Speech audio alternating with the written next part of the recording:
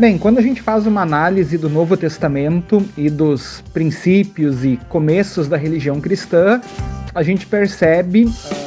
desde o começo, uma aproximação entre a história bíblica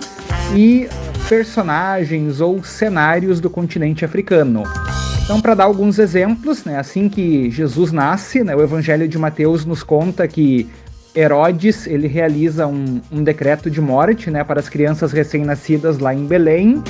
e Mateus vai relatar ali imediatamente uma fuga de José, de Maria e de Jesus para o Egito, que é um país do continente africano. Lá no momento da crucificação de Jesus, ali na história da paixão e dos eventos finais da vida de Jesus, a gente tem um personagem que é Simão de Cirene, Simão Cireneu, que é uma região da Líbia, no continente africano, e que vai auxiliar Jesus ali a carregar a sua cruz em Jerusalém. Indo lá para o livro de Atos, a gente tem ali o evento de Pentecostes, uma das festas judaicas relatadas ali em Atos 2, onde vai dizer que judeus tementes a Deus de todo o mundo vêm até Jerusalém para celebrar essa festa, essa celebração a Deus. E ali vai dizer que tinha judeus de várias partes, de várias regiões, incluindo judeus vindos do Egito, de partes da Líbia e das imediações de Cirene, que são todas regiões do continente africano. Então essas pessoas vêm da África até ali Jerusalém. Chegando ali, elas presenciam, elas testemunham o derramamento do Espírito Santo, ouvem a pregação de Pedro e muitas delas são batizadas. E ao que tudo indica, elas levam de volta para a África essa mensagem de que o Messias já havia chegado na pessoa de Jesus. Indo ali um pouco mais adiante para Atos capítulo 8, a gente tem ali o testemunho de conversão do eunuco etíope, um alto funcionário de Candace, que era a rainha da Etiópia. O eunuco etíope, ele ouve a pregação do evangelho através ali de Filipe, o evangelista, e ele leva de volta a mensagem do evangelho para a África. Isso não está na Bíblia, mas a gente tem uma tradição posterior ali de Eusébio de Cesareia, que vai nos indicar que o Marcos, o evangelista Marcos, o autor do segundo evangelho, na década de 40, ele foi se tornar missionário no continente africano e ele teria sido também martirizado naquele continente na década de 70, algumas décadas depois, ali a década de 40. O livro de Atos também nos relata a história de Apolo de Alexandria, um importante líder e teólogo ali no cristianismo primitivo. Lucas vai dizer que ele era um eloquente e poderoso nas escrituras, alguém instruído na palavra, e que tem papéis de destaque ali na história do cristianismo primitivo. Há até quem diga que ele possa ter sido o autor de Hebreus, mas disso a gente não tem certeza. E a gente só vai ter na Bíblia o relato do cristianismo chegando na Europa, na cidade de Filipos, posteriormente, lá na segunda viagem missionária de Paulo, em Atos 16. Então, citando aqui David Eastman, um professor de história da igreja, ele vai dizer que, embora alguns considerem que o cristianismo ele representa a opressão colonial europeia e não uma religião autenticamente africana, essa suposição é falsa, porque o cristianismo está na África, desde o começo da religião cristã. E ele vai dizer que, mais do que isso, é muito provável que a fé cristã chegou na África antes mesmo de haver cristãos na Europa. Quando nós vamos para o segundo século da história da igreja, a gente tem dois grandes centros acadêmicos, intelectuais cristãos, escolas de leitura e interpretação da Bíblia, que são as escolas de Antioquia e de Alexandria. A escola de Alexandria fica no continente africano. Essa escola catequética de Alexandria, ela tinha um método de interpretação mais alegórico, vamos colocar assim, sempre buscando ali um sentido mais místico, mais profundo para o texto bíblico, enquanto a escola de Antioquia ela seguia um método mais literal de leitura e interpretação da Bíblia. Essa escola catequética de Alexandria, ela teria sido fundada por Pantenos, né, que foi um importante professor cristão, e segundo Eusébio, Pantenos ele também teria sido missionário na Índia. E aqui da escola catequética de Alexandria vão sair outros professores e teólogos importantes do cristianismo primitivo, como Clemente de Alexandria, e depois Orígenes, que foi um dos maiores teólogos na história da igreja cristã primitiva. Aqui da cidade de Alexandria, a comunidade cristã ela também vai produzir uma grande obra, né, chamada de Epístola de Barnabé. Alguns setores da igreja até por algum tempo consideravam canônica essa obra, mas foi uma obra de grande importância teológica, né, possivelmente produzida mais ou menos ali na primeira metade do segundo século depois de Cristo.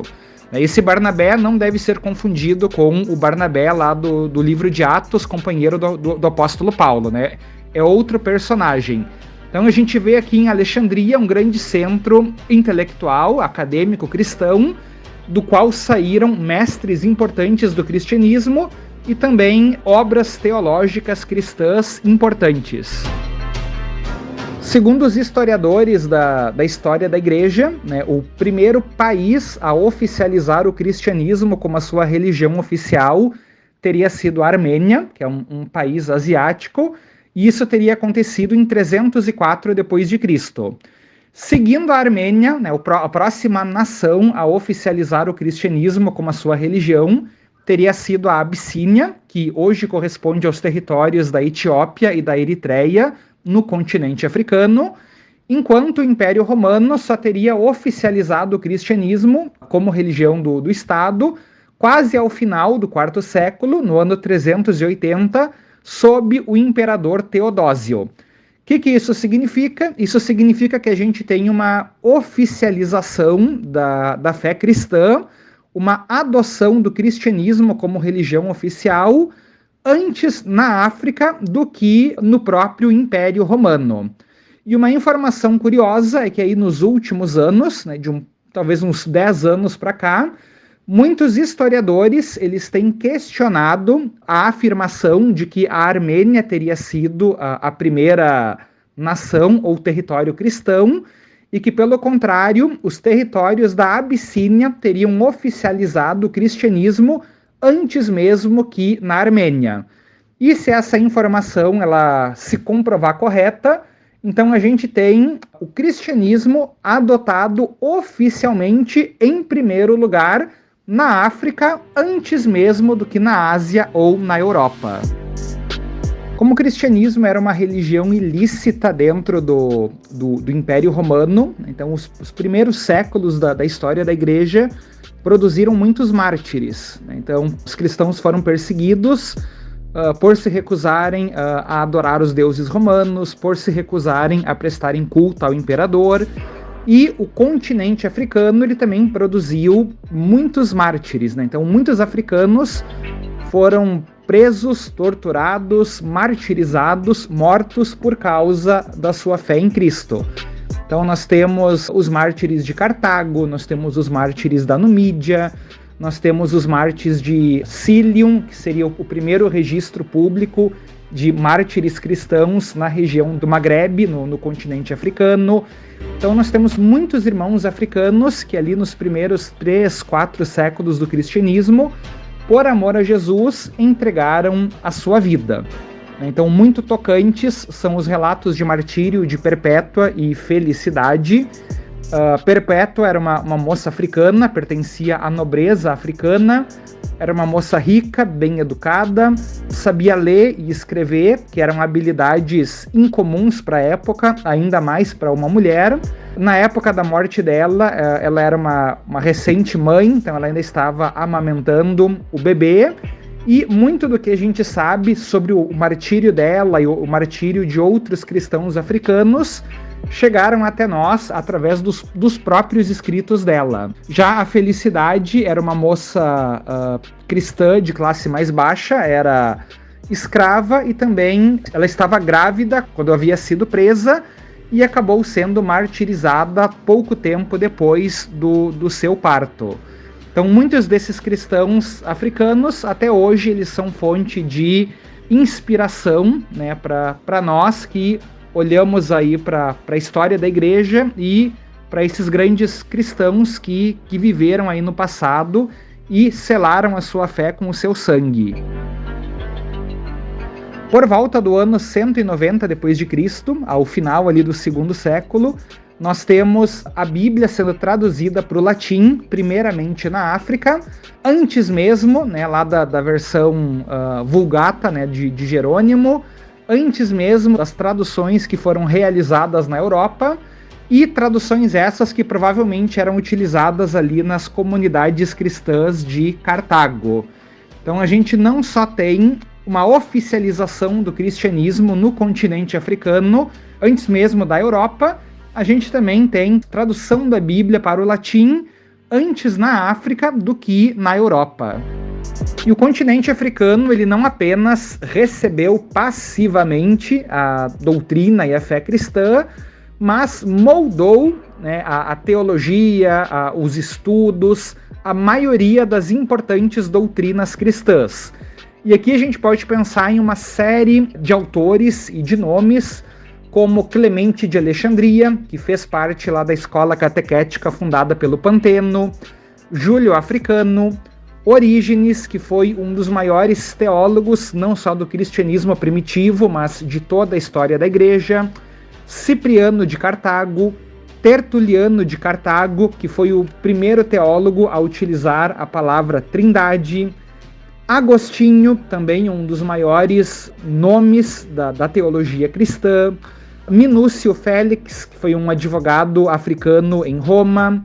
o Papa Victor, que é o primeiro bispo de Roma de origem africana, isso ali próximo ao final do segundo século, e também ele vai ter um papel importante ali em uma controvérsia antiga acerca da data da Páscoa.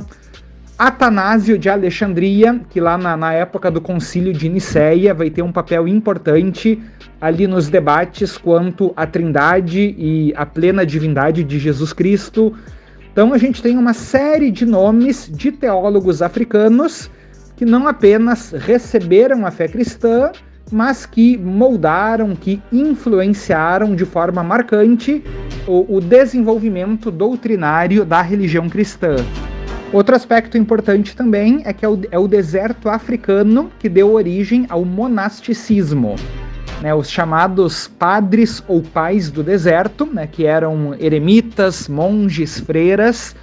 que deixaram, né, os ambientes mais urbanos e foram viver nas regiões desérticas ali a partir do século III d.C., para terem uma vida maior de reflexão, devoção, comunhão privada com Deus, sendo o mais conhecido deles, né, o Santo Antão ou Santo Antônio o Grande. Então até essa questão, né, da ideia de monasticismo, de isolamento, né, do mundo para uma maior comunhão com Deus, acontece, né, com africanos em um ambiente africano. Esses são, portanto, alguns pontos para exemplificar que o cristianismo não é, né, ou não é exclusivamente a religião do europeu, a religião do homem branco, mas como o apóstolo Paulo vai dizer, né, Cristo ele tirou a barreira de inimizade, o muro de separação de judeus e gentios, ele criou um só povo, que é a igreja. E como ele vai dizer também lá no livro de Gálatas, em Cristo não há judeu, nem grego, nem escravo, nem liberto, nem homem, nem mulher, mas todos nós que cremos em Cristo, né, independentemente de nossa etnia, de nossas condições sociais, econômicas, culturais, todos nós somos um só povo, um só corpo, uma só igreja em Jesus Cristo.